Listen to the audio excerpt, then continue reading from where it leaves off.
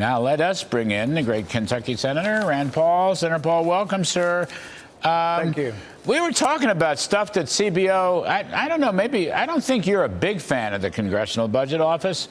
Not only do they not know how to add and subtract and deal with tax cuts, but they don't put stuff in. I mean, American businesses doing perhaps trillions of dollars with Middle Eastern countries and President Trump's successful trip, spectrum auctions, tariff revenues. I know you don't like tariff, but there's some money coming in. What's wrong with the Congressional Budget Office? Why don't you get rid of that crowd, or at least change it? First of all, I think you're giving them too much credit. I would call them government bean counters based on government rules, not market rules. They've never heard of economic growth. They don't know of any kind of dynamic nature. They've never heard of the Art-Laffer curve. They don't know that you can reduce taxes and actually get more tax revenue. So, yeah, there's a lot not to like about the Congressional Budget Office. Yeah, well, I agree with all of the above. I don't know why we don't get, some major changes in it. You got a Republican House. Well, you're right. We're in Senate. charge. You would think it's called the Congressional Budget Office.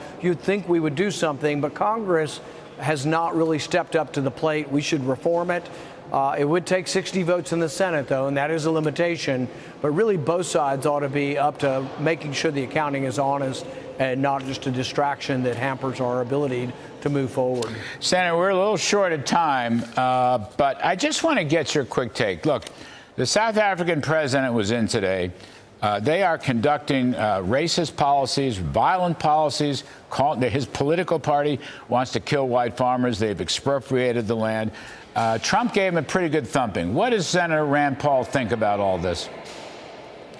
I've watched this for a decade or more of what's happened to people who've been in Africa for hundreds of years. Some people think of, these are white settlers. Well, they got there like 500 years ago. They've been in South Africa for 250 more years than people have been on North American continent. Been there a long time, and it's sad to see the last remnants of people who this is the only home they've ever known flee from lawlessness. All right, I'm sorry, sir. We're out of time.